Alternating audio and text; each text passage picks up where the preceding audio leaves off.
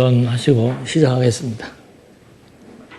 성경 열왕기상 18장 16절부터 보시겠습니다. 20절부터 보시겠습니다. 16장 20절. 18장 20절. 아합이 모든 이스라엘 자손 가운데 사람을 보내어 선지자들을 갈멜산으로 모았다. 엘리야가 모든 백성에게 나아가서 말하기를 너희는 언제까지 양쪽 사이에서 머뭇거릴 셈이냐. 만일 여호와께서 참 하나님이시라면 그분의 뒤를 따르고 만일 바알이 참 신이라면 그의 뒤를 따르라 하였다. 그러나 백성이 그에게 한마디도 대답하지 않자 엘리야가 백성에게 말하기를 여호와의 선지자는 나만 홀로 남았으나 바알의 선지자는 450명이나 된다. 우리에게 숫소 2마리를 가져오너라. 그리고 바알 선지자들이 숫소 1마리를 택하여 조각을 내어 장자기에 올려놓되 불은 지피지 마라. 나도 숫소 1마리를 잡아 장자기에 놓되 불은 지피지 않겠다. 그리고 너희 바알 선지자들은 너희 신의 이름을 불러라. 나는 여호와의 이름을 부를 것이다. 이에 불러 응답하는 신, 그가 참 하나님이시다 하니 모든 백성들이 대답하여 말하기를 그 말씀이 좋습니다라고 하였다.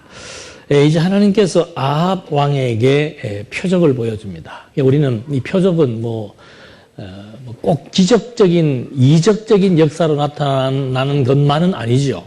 평범한 일을 통해서라도 하나님께서 이미 이렇게 어떤 사인을 주었을 때 그대로 집행되는 것이 이제 표적인데 대부분은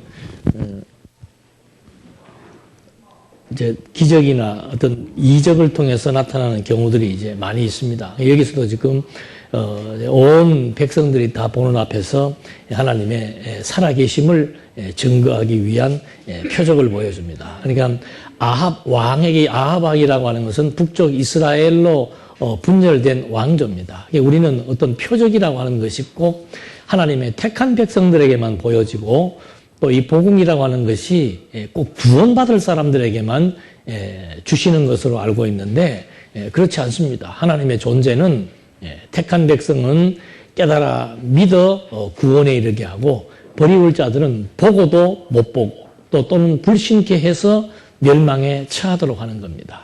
그러니까 구약시대 때도 마찬가지로 북쪽 이스라엘은 이미 하나님께서 벌써 모세를 통해서 그리고 선지자 아히야를 통해서 이 남쪽과 북쪽이 분열될 것을 이미 예언을 했고 분열된 이 북쪽이 반드시 멸망할 것도 이미 다 하나님께서 언약하고 예언해 놓은 겁니다. 그러니까 어떤 분이 지난번 우리 세미나 때도 그런 질문을 하셨는데 왜 맨날 이렇게 언약과 예언이 이렇게 맨날 나와야 되냐 이런 질문을 하셨는데 그건 우리가 일부러 그렇게 쓰는 게 아니고 성경 자체가 하나님 당신의 존재를 우리에게 보여주는 그 하나의 등식, 원리, 이것이 바로 언약과 성취예요. 그러니까 만들어낸 게 아니고 아담 창조하자마자 하나님께서 아담에게 뭐 한 겁니까? 언약 세운 겁니다. 그 언약의 내용이 뭔가 하면은 나라에 대한 구성 요소들을 언약했기 때문에 아담에게 나라 세워줄 것을 언약한 거죠. 그 언약이 이제 아담의 타락으로 말미암아 에덴 동산을 통해서 이루어지는 언약이 나라가 세워지지 않고 이제 그 나라는 둘째 아담 그리스도를 통해서 하나님의 나라가 세워질 것에 대한 하나의 언약이 되고 예수님이 오셔서 그 나라를 세운 것이죠. 그 기간 동안 하나님께서 반드시 나는 아담과의 언약대로 하나님의 나라를 세워주겠다는 그 약속이 이루어진다는 것에 대한 증표로 주신 것이 이스라엘 시조인 아브라함을 불러서 아브라함에게 3가지 언약, 국가의 3대 요소를 약속을 해주고 그 약속대로 이 다윗 때 와서 나라가 세워지도록 섭리해 나가신 거죠. 그래서 이런 큰 언약과 성취라는 틀뿐만이 아니고 섭리해 나가는 과정 속에서도 계속해서 하나님은 이스라엘 민족 북쪽이든 남쪽이든 계속 하나님이 섭리해 나가신다는 것을 어떻게 언약대로 섭리해 나가시는 여호와라는 사실을 알게 하시기 위해서는 언약하고 또 그 언약에 대한 세부적인 사항들을 또 선지자들을 통해서 예언을 하게 하고, 하나님의 보낸 선지자도 있고 그렇지 않고 하나님이 보내지 않은 선지자가 있는데, 하나님의 보낸 선지자는 어떻게 할 수 있는가? 하나님이 보냈으니까 그 선지자의 입을 통해서 예언한 내용이 100% 적중된다라고 하는 것, 그것에 대한 증거가 반드시 있을 것, 그걸 보게 되면은 하나님이 보냈다. 이분을 하나님이 보내서 하나님의 뜻대로 하나님의 능력을 이 사람들을 통해서 보여주었으니까 이 사람들을 보는 것이 바로 그 뒤에 보이지 않는, 이 눈으로 볼 수 없는 하나님은 지금도 존재하신다. 그걸 이제 구약시대 백성들에게 알게 한 거죠. 그렇게 알게 하는 방법 중에서 하나가 뭔가 하면은, 망할 자들에게도 하나님은 표적을 보여주고, 망하는 것도 하나님의 언약이요, 망하는 것도 하나님의 예언이므로, 망하는 이 사건을 통해서 하나님이 어떤 분이신지, 하나님은 진짜로 살아계신다, 이 사실을 우리에게 확증시켜 주는 데 있습니다. 근데 이 성경 해석이 참 여러분들이 이제 공부를 좀 더 면밀하게 하면은 이 강의 내용을 분석을 하셔야 돼요. 오늘 강의가 이렇게 막연하게 좋다, 나쁘다, 이런 식으로 뭉그러뜨려서 하지 마시고, 여러분들이 기독교 방송을 들으시든 어느 강의를 듣든 간에 들으면서 항상 이렇게 분석할 수 있는 그런 실력을 좀 배양을 해야 됩니다. 왜 그런가 하면은, 이게 그냥 들으면은 다 성경 읽고 얘기하고, 다 하나님 얘기하고, 거기에 또 인간이 등장하는데 인간에 대한 부분들을 또 다 얘기하니까 이게 맞는 건지 틀리는 건지, 왜 저래야 되는지 분간이 안 가고, 이 사람은 이 사람대로 좋고 저 사람은 저 사람대로 좋고 다 좋다, 아니란 말이죠. 그래서 그 원리가 있습니다. 지금 이 사건도 하나님께서 아합 왕에게 표적을 보여주시고, 표적을 보여주시는 이유가 뭔가? 그리고 아합 왕이 나중에 그 표적을 보고 마음이 순해지고 돌아서는 게 아니고 도리어 더 악해지고 결국은 나중에 패망하게 된다? 이 원인이 뭐냐는 거죠. 대부분의 성경 해석하는 사람들은 그 원인을 전부 사람에게서 찾습니다. 흥하게 되는 원인도 사람에게서 찾고, 망하게 되는 원인도 사람에게서 찾는 거예요. 그게 잘못됐다, 그 말입니다. 나오긴 나오죠, 본문에. 사울이 이렇게 했으므로 결국은 망하게 되었고, 아합 왕도 이렇게 했으므로 망하게 되었다.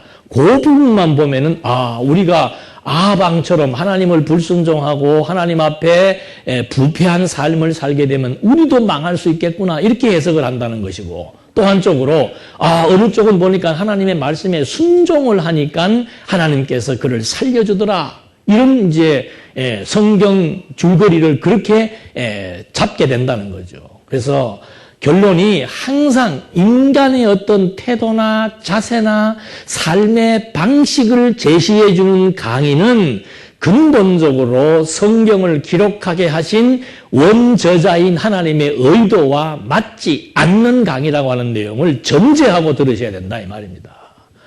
물론 우리 사람을 중심으로 얘기하면 여러분들의 감성이나 우리에게 직접적으로 와닿을 수가 있습니다. 예를 들어서 어려움을 겪고 있는 사람들에게 이 어려움의 문제를 어떻게 해결할 것인가, 접근이 그렇게 되는 거죠.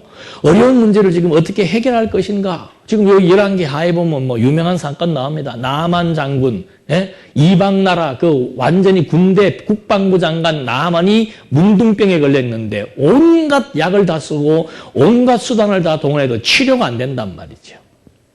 그래서 어느 포로로 잡혀온 조그만 소녀 하나가 저기 가면은 엘리사라고 하는 이스라엘의 선지자가 있는데 거기 한번 찾아가 보시오. 그 사람은 용한 사람입니다. 하고 말을 듣고는 또 그 말에 감동을 해갖고 사람이 병 고치려고 그러면 무슨 말을 못 듣겠어요. 거기를 찾아간 거예요. 이게 이렇게 되면 본문하고 또 끝나는데. 그럼 열왕기 하할 때. 근데 나만이 이제 그런 얘기가 나옵니다. 그 대목 중에서. 엘리사가, 여러분, 우리 같으면 상식적으로 보면 저기 중국의 군대 장관이 지금 한국에 병 고치러 동산교회로 왔다 그러면 제가 이렇게 있겠습니까? 어떻게 해야 될 것 같아요? 온 성도들이 저 앞에 뛰들고 나가가 동산교회 표시하면서 기빈 행렬을 해가지고 아무 경운기도 못 다니게 다 막아놓고 쫙 그분을 영접해가지고 여기 오시면 상석에 갖다 놓고 막 이분은 중국의 국방부 장관인데 오늘 이 동산교회를 찾아오셨습니다, 여러분. 우리 다 같이 합심해서 기도합시다. 이런 것이 보통 관례입니다.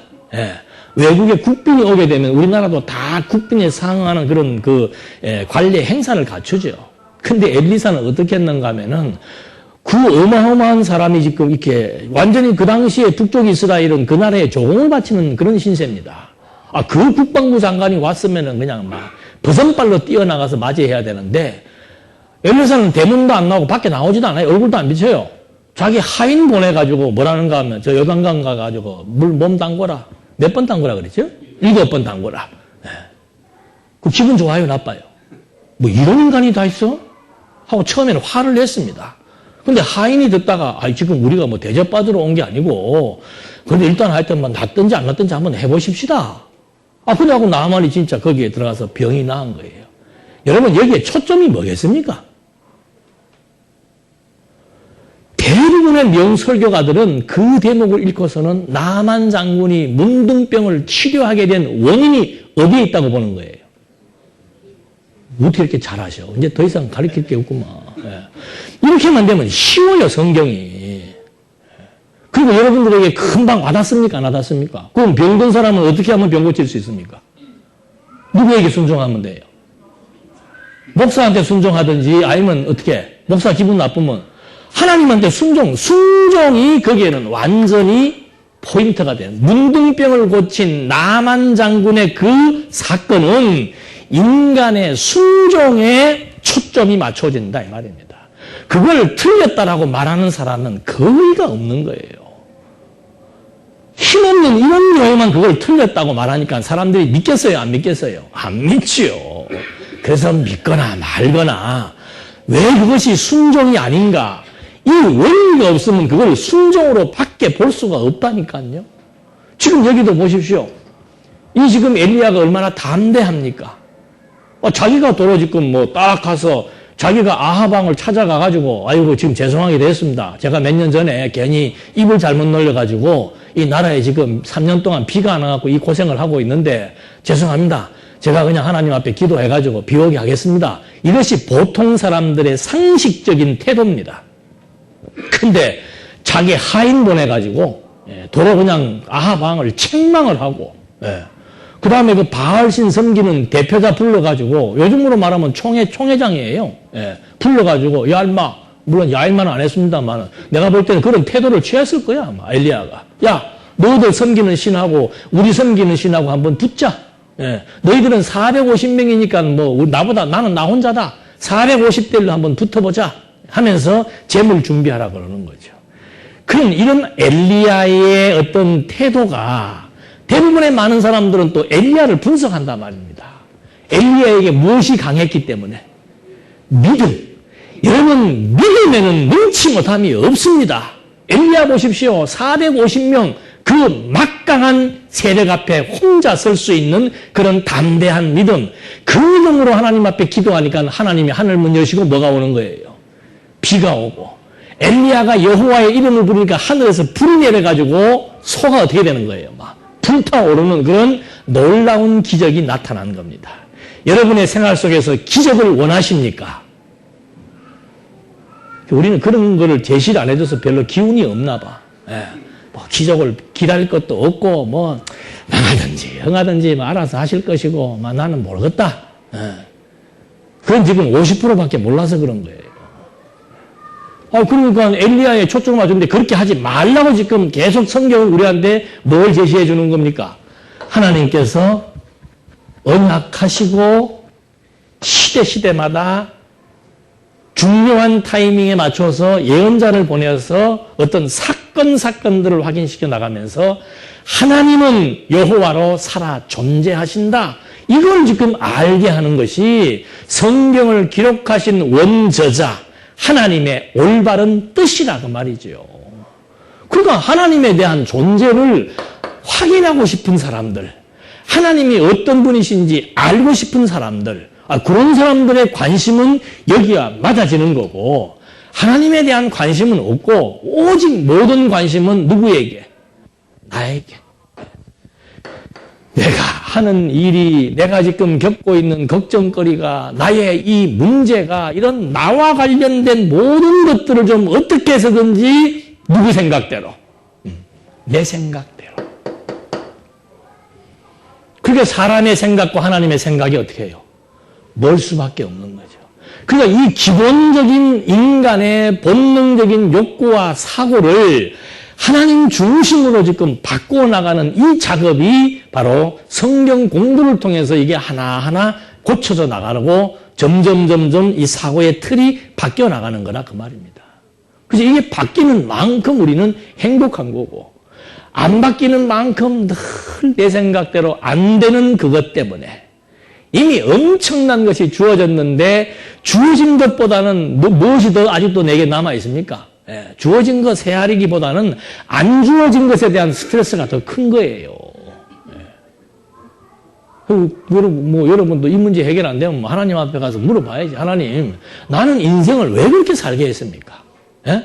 뭔가 좀 이렇게 풀어지는 것도 없고 그렇게 뭐가 이렇게 꼬이며 얽히며 설키며 살게 합니까? 근데 그게 나만 그런 게 아니에요. 하나님의 사랑하심을 입은 자들, 그래도 우리는, 나는 그 성경 보면서 아이고 이 시대 안 태어나. 모세는 완전히 어떻게 된 거예요? 40년 반짝하고 초년에 좋은 거는 좋지도 않아요. 말년이 좋은 거야 좋은 거지. 초년에 40년 반짝하다가 40년 동안 완전히 살인자에다가 무능한 자 처가살이 해가지고 저 들판에 버려지면서 폐인되다시피 하잖아요. 인생살이 다 마찬가지입니다. 그래서 이 하나님이 어떤 분이신 줄 알고 그 하나님의 뜻에 내 생각이 일치되어 나갈 수 있는 그런 해석의 체계를 갖출 수만 있다면은 그게 최고로 행복한 사람이 되는 거죠. 그래서 여기서도 그거 지금 알려주려고 지금 이게 지금 이런 사건들이 나오는 겁니다. 뭐 아합이 어떻고 무슨 엘리야가 어떻고 나만 장군이 어떻게 해서 우리들로 하여금 이 사람들의 삶의 방식을 쫓아가야 내가 성공할 수 있고 건강할 수 있고 승리할 수 있다, 이것이 아니라는 거죠. 이래서 지금 이제 여기 지금 나와 있는 대로 엘리야와 바알 선지자들과의 이제 대결이 벌어지는데, 엘리야가 말한 그대로 이제 그 대결의 방식은 뭔가 송아지를 갖다 놓고 일절 거기에다가 아무 불도 지르지 말고 송아지가 불타는 그런 표적을 한번 보자. 30절 한번 보시겠습니다. 엘리야가 모든 백성에게 내게 가까이 오너라 하고 말하였다. 모든 백성이 그에게 갔거니 그가 무너진 여호와의 제단을 고치고 이 야곱 자손들의 지파 수대로 12개의 돌을 취하였는데, 야곱은 전에 여호와의 말씀이 그에게 임하여 말씀하시기를 이스라엘이 내 이름이 될 것이다 하신 사람이었다. 엘리야가 그 돌들을 가지고 여호와의 이름으로 제단을 쌓고 제단 둘레에 두세 씨앗을 담을 만큼 도랑을 만들었고 또 장작을 버려놓고 숫소를 조각내어 그 장작 위에 올려놓았다. 그가 말하기를 통 4개의 물을 채워다가 재물과 장작 위에 부어라 하였고, 그가 한 번 더해라 말하니 그들이 한 번 더하였으며 또 말하기를 3번까지 하라 하니 그들이 3번째 그렇게 하였다. 우리나라 사람도 3-4번 좋아하는데 유대인들도 3-4번을 좋아하나 봐. 그러자 물이 제단 사방에 흘려내렸고 도랑에도 물이 가득 찼다. 곡식제를 드릴 때가 되자 선지자 엘리야가 나와서 말하였다. 아브라함과 이삭과 이스라엘의 하나님 여호와 시여, 주께서 이스라엘 중에 하나님이시며 제가 주님의 종이라는 것과 제가 주님의 말씀 안에서의 모든 일들을 행하였다는 것을 오늘 저에게 알게 하소서. 여호와시여 제게 응답하소서. 제게 응답하소서. 그래서 이 백성이 주 여호와가 참 하나님이시며 또 주께서 저들의 마음을 다시 돌이키신다는 것을 알게 하소서. 그러자 여호와의 불이 내려서 번제물과 장작들과 돌들과 흙을 태워 삼키고 도랑에 있는 물도 남김없이 핥아버렸다. 온 백성이 보고 엎드려 얼굴을 땅에 대고 말하기를 여호와 그분이 참 하나님이십니다. 여호와 그분이 참 하나님이십니다 하니 엘리야가 그들에게 말하였다. 바알 선지자들을 잡아라. 그들 중에 한 사람도 도망치지 못하게 해라. 백성들이 그들을 잡자 엘리야가 기손 시내로 끌고 내려가서 거기서 그들을 죽였다. 그러니까 이 대목에서 지금 하나님께서 이런 방식, 재물을 지금 엘리야와 바알 선지자들과 이렇게 지금 대결을 붙게 한 이유가 어디에 있는 겁니까? 여기 지금 본문에 나오잖아요. 계속해서 무엇을 알게 하려고. 여기 지금 고백하는 그대로 반복해서 2번씩 나왔죠. 여호와 그분이 참 하나님이십니다. 그냥 하나님도 아니에요. 예? 여호와 그분이 참 하나님입니다. 그러니까 하나님의 존재를 지금 알게 하려는 것이 목적이지, 엘리야가 능력이 있고 엘리야가 지금 어떻게 해서 지금 이런 불을 받게 되었는가, 엘리야의 기도가 왜 대부분의 사람은 그렇게 봅니다. 엘리야의 기도 응답. 여러분의 기도가 응답되기를 원하십니까? 첫째, 제단을 쌓아라. 네? 다 나와 있잖아요. 제단 쌓는 게 뭐예요? 열심히 새벽 기도하고 철야 기도하고 주일날 빠지지 않고 이 제단에 빈손 들고 나오지 않는 이것이 제단 쌓는 거예요. 그런 식으로 지금 자꾸 얘기해서 인간의 행위나 인간의 열심이나 인간의 노력을 동원시켜서 그에 상응하는 것에 의해서 하나님의 응답이 주어지는 것. 이거는 무속의 전형입니다. 무속의 전형. 이게 우상 숭배의 아주 전형이라 그 말입니다. 여러분, 저도 오늘 아침에 그 무당 신내리는 거 이렇게 보고 왔는데, 그 무당들이 굿할 때요, 그냥 안 해줍니다. 100만 원 낸 사람들은 100만 원어치 해주고, 500만 원 낸 사람들은 500만 원어치 해줍니다. 100만 원 냈는데 무당이 막 500만 원어치 안 해줘요. 그게 우상숭배의 전형적인 방식입니다. 한국적 기독교는 뭔가 그런 무속과 똑같은 방식을 하나님에게 도입을 시켜서 내가 하나님 앞에 어떻게 해요? 죽기 살기로 정성과 봉사와 열심을 한 만큼 하나님이 뭐 하신다? 응답하신다. 사르밧 가부가 엘리야에게 가장 소중한 것을 바쳤을 때 그에게는 떡반죽 그릇이 마르지 않았습니다. 여러분, 60년대, 70년대 왜 부흥회를 하면은 막 이거 뭐죠? 금비녀를 뽑고 반지를 뽑는 줄 압니까? 이게 다 무속적 방식에 의한 한국만이 가지고 있는 고유한 기독교의 변형된 형식 때문에 그런 현상들이 나타나는 거예요.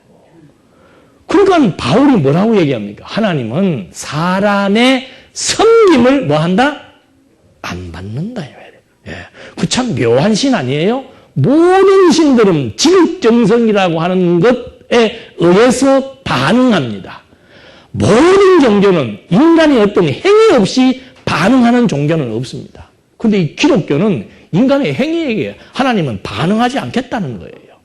우리의 무슨 순종과 봉사와 열심과 그것에 따라가지고 비례해서 하나님께서 100만 원 내면은 100만 원 꼬박이 10배 해가지고 그런 게 아니라는 거죠.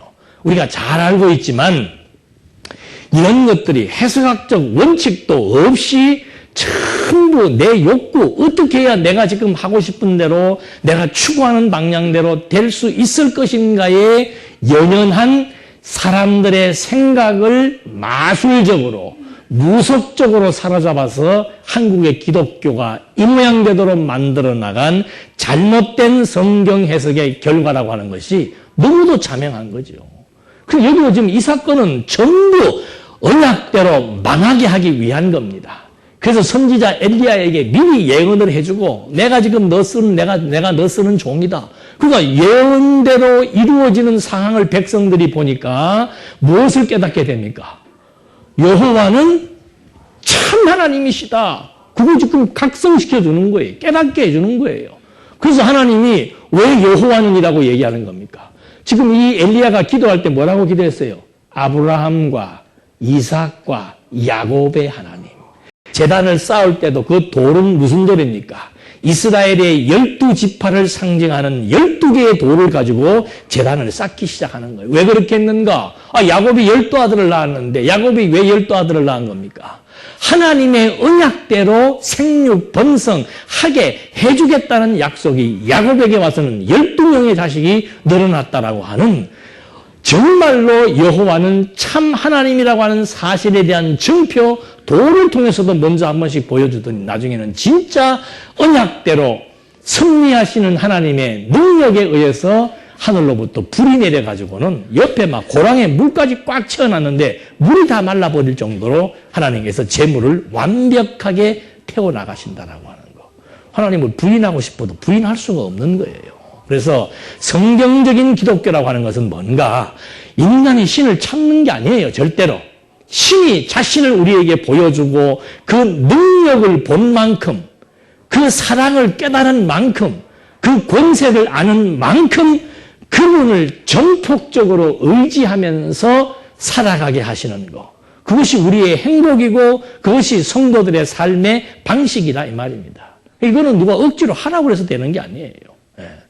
불교에서도 마찬가지고 일반 잘못된 기독교에서도 마찬가지고 심리학에서도 마찬가지고 모든 치료 문제 가지고 가면은 치료 방법이 뭐예요? 나는 그런 것만 얼마든지 오시면 내가 나는 한 10분의 1은 너무 싸고 한 50% 반액으로 해서 내가 상담해 드릴 수 있겠어요. 답은 뻔해요. 뭘 비워라? 요즘은 비워라 하지 않고 뭐라더라? 내려놓으라 그런다나? 놓으라. 놓으라나 비우라나. 왜 뭐가 다른 거야? 비우는 건 내가 비워야 되니까 힘이 들지만 놓는 건 이렇게 놔버리면 돼. 놓는 건 내가 놓는 것도 아닌가? 말장난하는 거지. 놓는 것도 비우는 것도 그게 비워집니까? 나아집니까? 놓아집니까? 예? 내가 그 붙들고 있는 그걸 어떻게 놔요? 이게 지금 내 생명줄인 줄 알고 있는데. 이거 없으면 나는 죽는 줄로 안 되는데. 이번에 이렇게 안 되면 나는 죽는다고 생각하고 있는 그 일을 어떻게 내가 놓을 수가 있냐 이 말입니다. 근데 심리학 치료받으러 가보십시오. 마음을 비워야 됩니다. 비워져야 비우지. 마음을 편안하게 가지십시오. 짜증나죠. 그런 말 하면은. 너 한번 해봐라. 나는 그런 데 가서 돈 주고 아무 말도 못하고 내내하고 나오는 사람들 보면 이해가 안 가. 야, 너 돈 받았으니까 너부터 한번 해봐. 그러면은. 안 되는 거예요. 기독교의 특징은 뭔가? 놓을 수밖에 없다. 안심하고 놓을 수 있도록.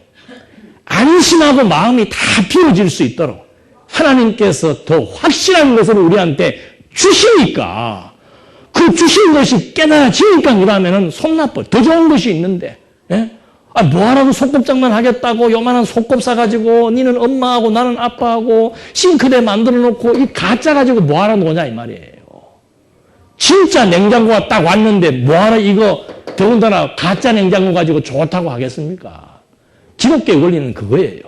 진짜로 하나님의 능력이, 하나님의 영광이, 하나님의 권세가 무엇인 줄 알게 되니까 예수님도 수고하고 무거운 사람들 다 내게로 와. 내 멍에는 어떻다? 쉽고 가볍다. 쉽고 가벼운 멍에에 대해서 하나님이 설명을 해주고 그 멍에를 같이 맨다는 것이 너무도 쉬운 것이라는 걸 아니까 그 다음에는 하나하나 내가 붙들고 있던 것을 하나하나 정리하고 놓게 되는 과정이 주어지는 것인데 이런 과정 다 생략해버리고 비워라, 놓아라, 내려놓자. 그래서 이 신존재 확증이라고 하는 이것이 어떻게 보면은 맨날 하나님 얘기만 하나. 근데 여기는 하나님 얘기 우리가 하고 듣고 확인하기 위해서 지금 여기 있는 거예요. 우리 모두가. 다른 얘기를 하려고 하는 것이 아니고. 그래서 지금 이런 표적적인 사건 역시도 결국 여기 나와 있는 결론대로 진짜로 여호와는 참 하나님이시다 하는 그 사실을 이제 깨닫게 되는 겁니다. 그러면서 이제 진짜 비가 오게 하는 이제 시합을 하게 되는데 44절 한번 보시겠습니다. 7번째가 되었을 때 사활이 말하기를 보십시오. 사람 손바닥만한 작은 구름이 바다에서 떠오르고 있습니다 하니 엘리야가 말하였다. 너는 올라가 아합 왕께 말하기를 비에 막히지 않도록 병거를 갖추고 내려가십시오라고 전해라. 잠시 후에 하늘이 구름과 바람으로 어두워지고 많은 비가 내리기 시작하니 아합이 병거를 타고 이스라엘로 가는데 여호와의 능력이 엘리야에게 임함으로 그가 허리를 동여매고 이스라엘에 들어갈 때까지 아합을 앞질러서 달려갔다. 그러니까 이제 막 큰 빗소리가 이제 나도록 이제 한번 재물이 불탔으니까 그 다음에는 비가 와야 될 거 아닙니까? 그 비가 오기를 이제 엘리야가 온 백성들이 보는 앞에서 얼굴을 땅에 대고 그냥 막 간절히 이 기도를 하게 됩니다. 그러니까 진짜 하나님이 응답을 해서 그렇게 비가 온다라고 하는 거. 이런 것들도 오늘 계속 이런 쪽으로 얘기를 드리는데 엘리야가 간절히 하나님 앞에 뭐 하니까? 기도하니까. 근데 이미 하나님께서 이렇게 하기 전에 엘리야에게 뭘 예언해 준 겁니까? 가뭄이 들게 할 것이고 비를 오게 할 것이다. 엘리야야, 너 가서 미리 선언해라.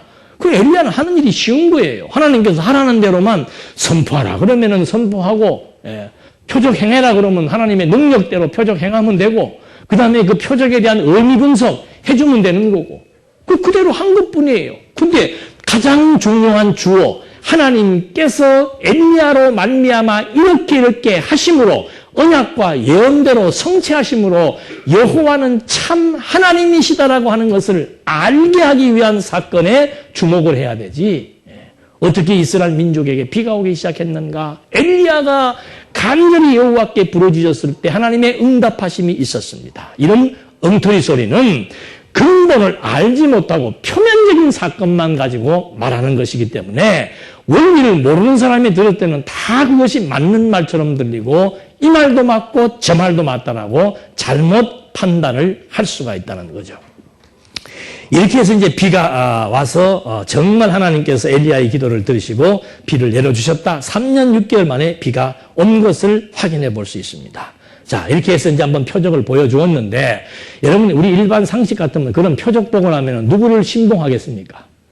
야, 이제 엘리야를 신주 모시듯이 모셔야 되는데, 이상한 일이에요. 예? 이런 놀라운 표적을 봤는데, 아합 왕이 어떻게 되는 겁니까? 더 강팍해져가지고, 엘리야를 그냥 막 죽이려고 하는 거죠. 여러분, 모세가 바로 왕 앞에 갔을 때 10가지의 표적과 재앙, 표적에 의한 재앙을 보여주잖아요. 보통 사람 같으면 서너 가지 보게 되면 이거는 내가 지금 여기서 잘못 붙다가는 안 되겠다 이렇게 생각을 해서 그냥 순순히 내어줘야 되는데 그게 안 되는 거죠. 예. 어떻게 왜 이런 말씀이 안 들릴까? 예. 어떻게 이 진리를 알 수가 없을까? 어떻게 말씀을 들었는데 그렇게 할까? 들었는데 그렇게 하진 않아요. 예. 제대로 듣고 해석이 제대로 안 되고 자기 마음대로 엉터리 생각을 하고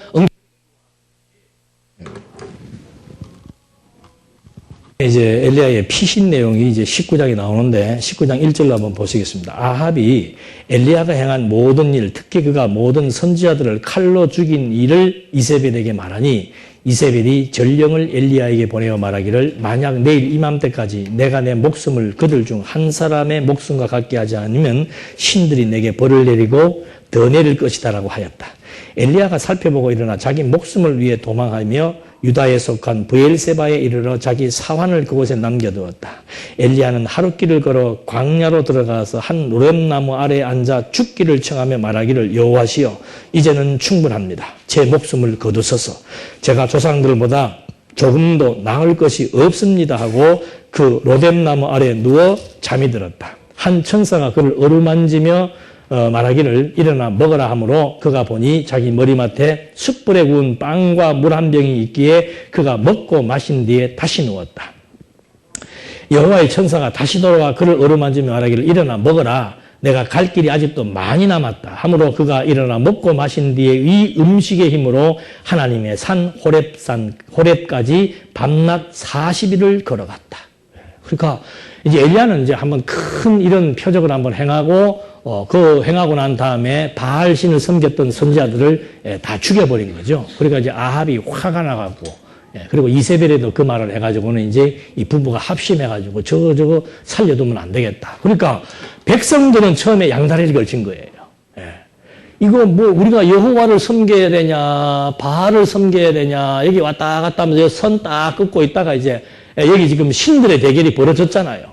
결국은 누가 이겼습니까?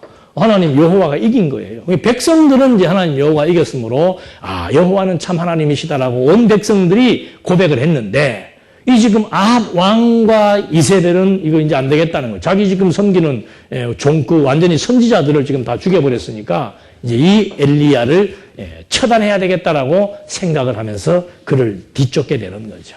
그러니까 이제 엘리야도 한번 뭐 큰일 한번 치르고 나니까 이제 나는 뭐 죽어도 여한이 없다.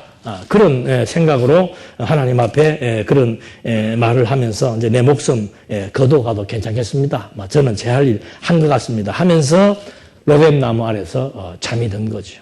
그러니까 하나님께서 천사를 보내가지고 다시 또 깨워서 먹입니다.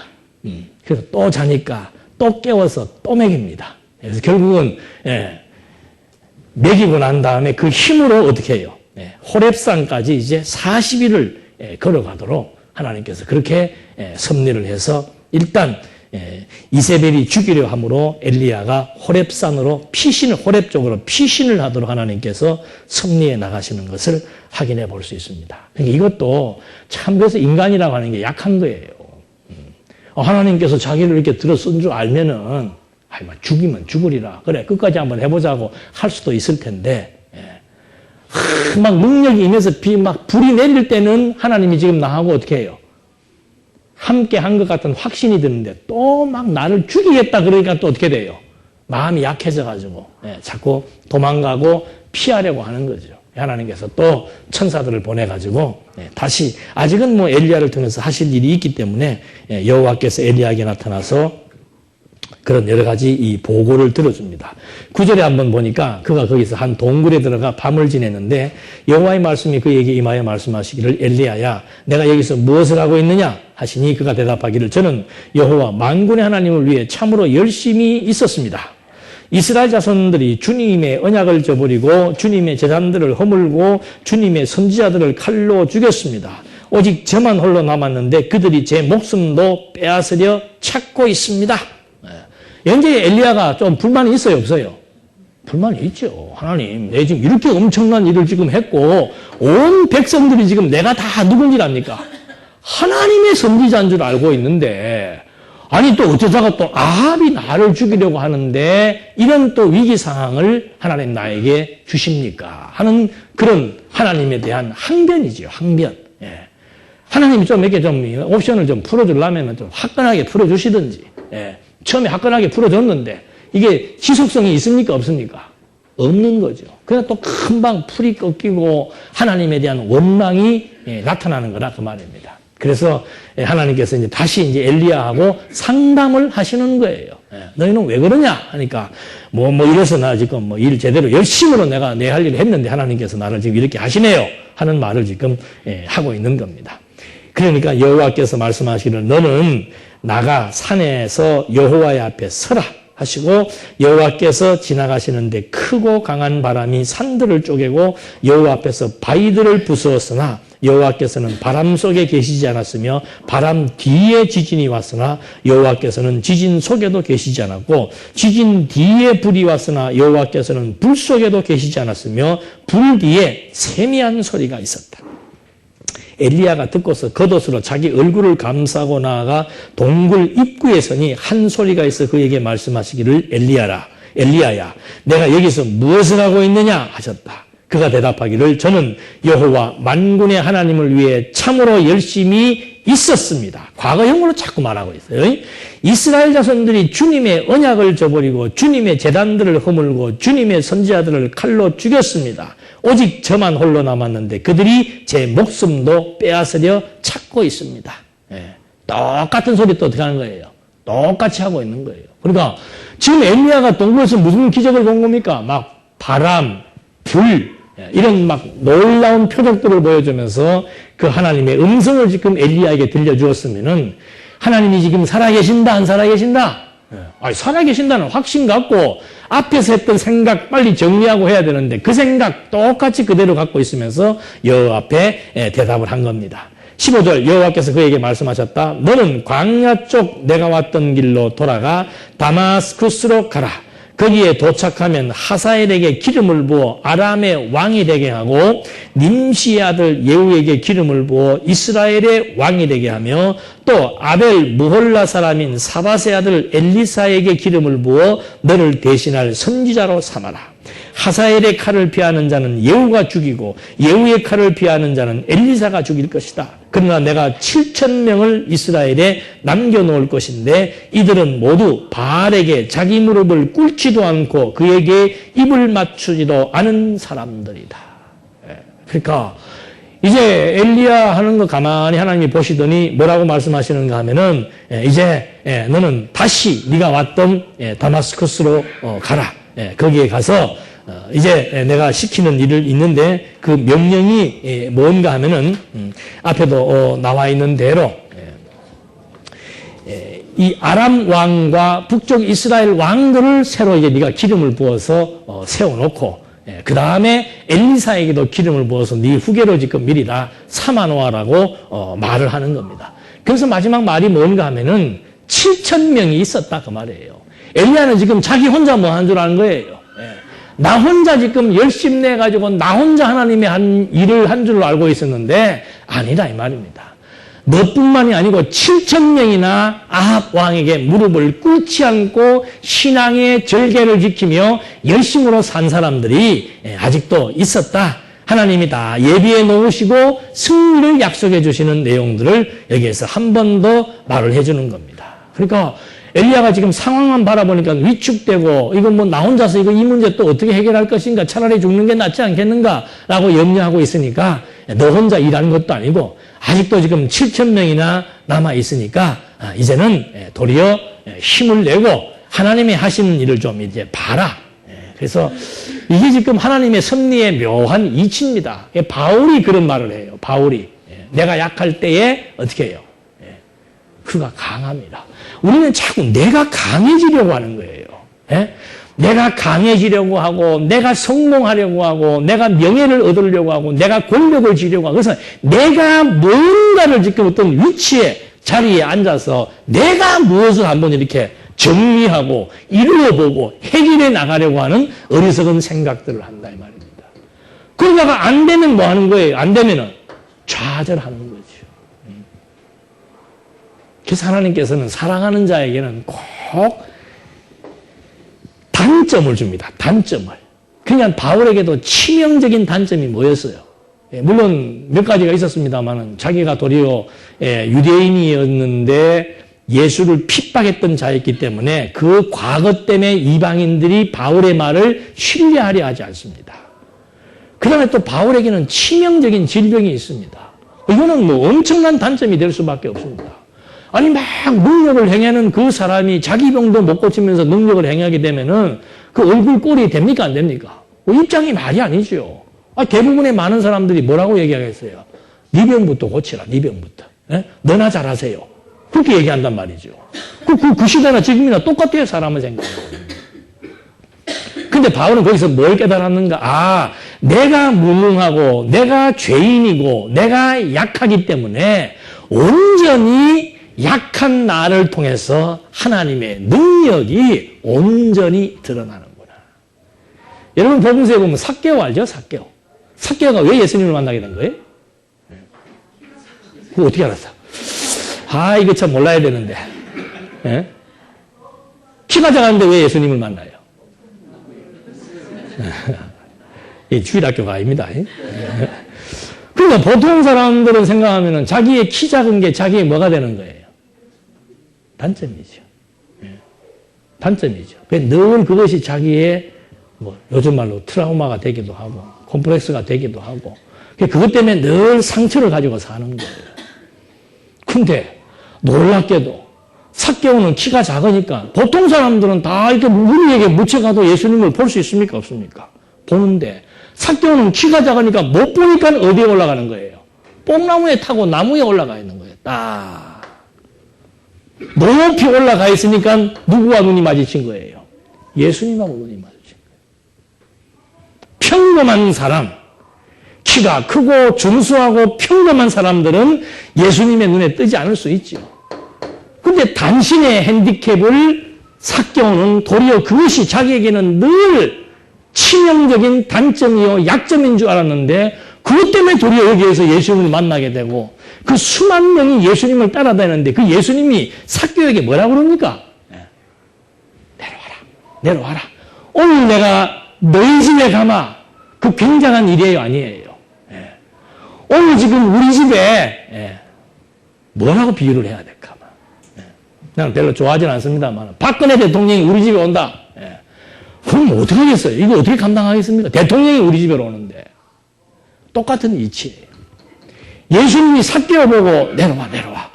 오늘 내가 니네 집 가서 자마. 그 이상 그런 엄청난 사건이 어디가 있어요. 그러니까 우리는 하나님의 능력을 모르면은 모든 판단과 기준이 자기가 되는 거예요, 자기가. 대한민국 표준 키를 어디서 그리 정했는지 모르겠어. 그거 정확하지도 않아, 내가 볼 때는. 그래갖고 여기에 못 미치면 뭐 한 거예요? 작은 거고. 넘으면은 큰 거고. 뭐 어쨌다는 거예요, 그래서. 교회가 크다 작다는 기준을 어디서 정한 거예요? 그러니까 몇 명이 중앙, 몇 명이 이 적정선인 난 그것도 잘 모르겠어. 예. 꼭 사람들이 뭐 물어보면 하여튼 막. 딴 거 없어요. 예. 몇 명이냐. 몇 명이라 그러면, 아이고, 힘드시겠네요. 짜증나 나는 그런 소리 들으면. 뭘 힘들기는 뭘. 어떻게 하라고. 예. 몇 명이 크고 작은 기준의 그 기준점을 누가 정했냐, 이 말이에요. 아, 설령 작다 그래. 예. 작고 부족하고 병약하고, 예. 머리도 나쁘고, 내세울 곳이 없는 그런 취약한 사람이라 하더라도, 이 사람이 하나님 앞에서는 뭐가 되는 거예요? 하나님의 눈에 드는 사람이고, 도리어 그것을 하나님은 그렇기 때문에, 약하기 때문에 도리어 하나님의 능력이 확실하게 드러나는 거 아니냐, 이 말이죠. 내가 뭐 머리가 좋고, 능력이 있고, 공부를 잘하고, 가진 것이 많고, 힘이 좋아서 어떤 일을 해냈다 그러면은, 나는 안 그러지. 그런 건 새빨간 거짓말이에요. 누구나 다 똑같이 어떤 일이 되었을 때는 거기에 다 뭐가 나타나게 되는 겁니까? 지금 엘리야도 그거 아니에요. 내 열심히 살았습니다. 그 말은 뭐예요? 내 열심히 했다. 그 말이에요. 하나님, 내 지금 아무도 이 일에 지금 동참 안 하고 다 사람들 지금 뭐 바알신에게 다 숭배할 때 나는 하나님 앞에서 열심히 살았습니다. 2번씩이나 목에 힘주고 얘기하잖아요. 열심히 살려면 끝까지 열심히 살든지 그러면은. 그래서 정말 하나님이 어떤 분이신 줄 안다면은 내 약점, 단점, 컴플렉스, 트라우마 이런 거 할 거 없어요. 왜? 하나님이 나를 지금 인정해 주시고 하나님이 나를 써주시고 사람들의 평가 기준은 그런 것에 의해서 똑똑하다, 능력 있다, 대단하다라고 평가할지 모르지만은 진정한 평가의 기준은 하나님이란 말입니다. 그래서 이 심판의 권세가 무서운 거예요. 이 심판의 권세가. 예? 하나님의 능력을 표현할 때 반드시 심판주라고 하는 것이 늘 따라다니는데 그게 왜 그런가? 당신이 판단한다 그 말이 당신이. 예. 그래도 이거 알면서도 우리는 맨날 살면서 누구로부터 판단받는 거예요. 자꾸 상대 세계에서 사람들로부터 환경에 의해서 판단, 비교 당하면서 스스로 자책한다 이 말이죠. 스스로. 그래서 하나님의 사람은 도리어 단점이 뭐가 되는 거예요? 장점이 되는 거예요. 내가 약할 때 하나님의 능력이 100배나 더 확연하게 드러날 수 있다라고 하는 거.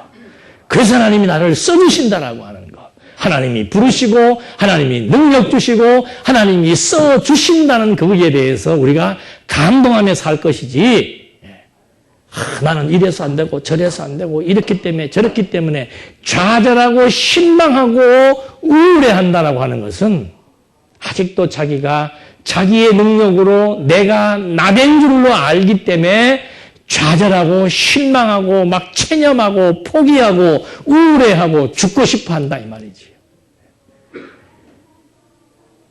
지난번도 한번 그런 말 들었잖아요. 닉 부이치치. 그 사람 태어날 때 어떻게 태어났다 그래? 이렇게 딱 태어났어요. 이렇게 딱. 없어요. 아무것도. 자살하려고 그랬을 때 하나님을 만났다 그러잖아요. 그때 들은 음성이 뭐라고 그러냐.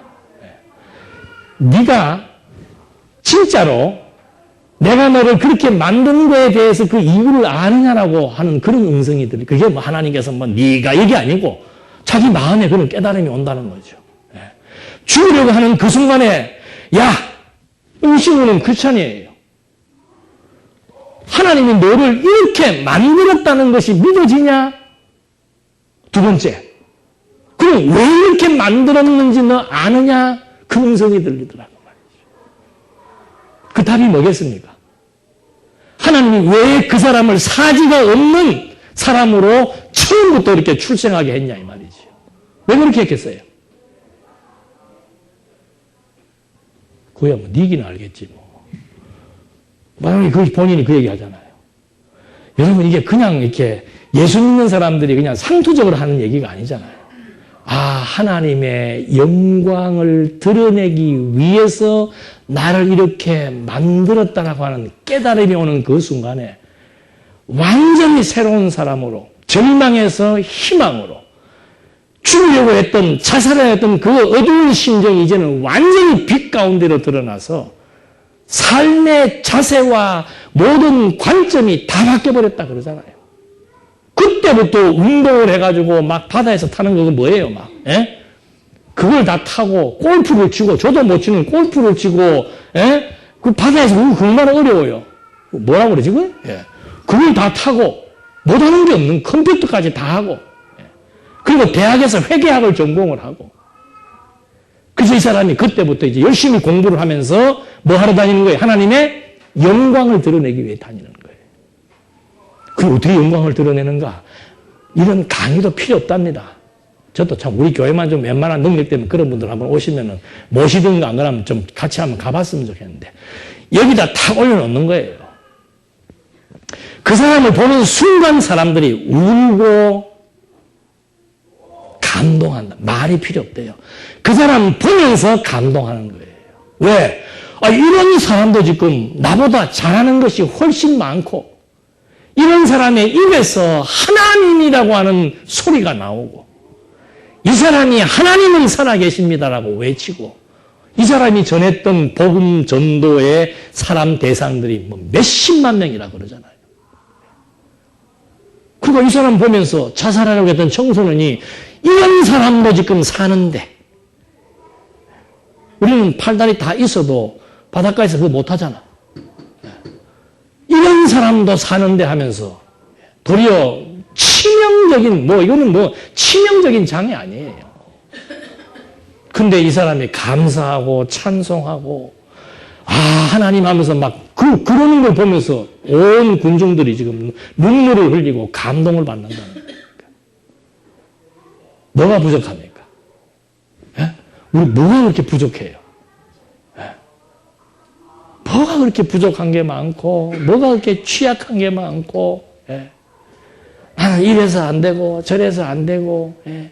이러니까 이럴 수밖에 없지. 그래서 지금 엘리야 얘기하다 여기까지 간 거예요. 엘리야. 예. 자기가 이런 일을 했다고 생각하니까 예. 어려운 환경이 와버리니까 나는 못하겠다고 얘기를 하는 거죠. 예. 어려운 환경이든 좋은 환경이든 다 하나님께서 환경도 만들어 나가시고 하나님이 다 해나가신다는 이 엄청난 진리 앞에 엘리야에게 하나님이 다시 한 번 더 하나님이 어떤 분이신 것을 확인시켜 주는 겁니다. 그러니까 19절 엘리야가 거기서 떠나 사밧의 아들 엘리사를 만나니 그가 12결의 소를 앞세우고 밭을 갈고 있었는데 자신은 12번째 결의와 함께 있었다.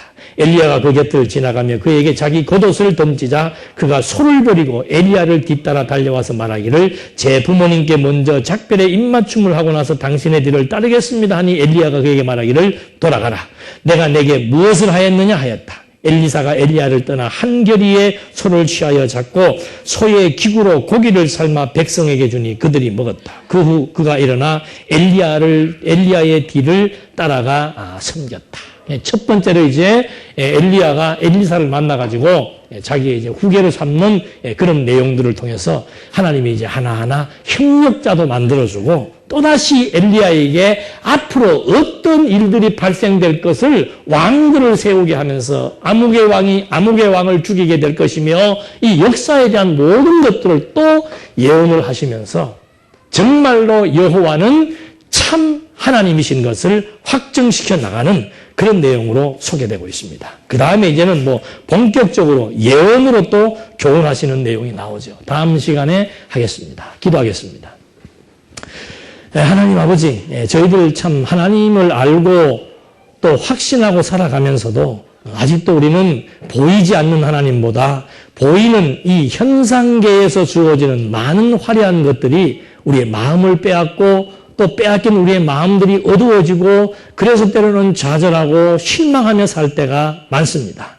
우리에게 진정 참된 가치 이것이 무엇인지를 확인할 수 있게 해주시고 그것 때문에 우리에게 있어서의 삶의 의미가 있다는 사실도 알게 해 주어서 하나님의 영광을 드러내기 위한 도구로 써주신다는 말의 진가가 무엇인지를 깨닫고 오늘 주어진 여건 속에서 여호와는 참 하나님이라고 하는 사실을 고백하며 살아갈 수 있기에 부족함이 없도록 인도해 주시옵소서. 예수님의 이름으로 기도드립니다. 아멘.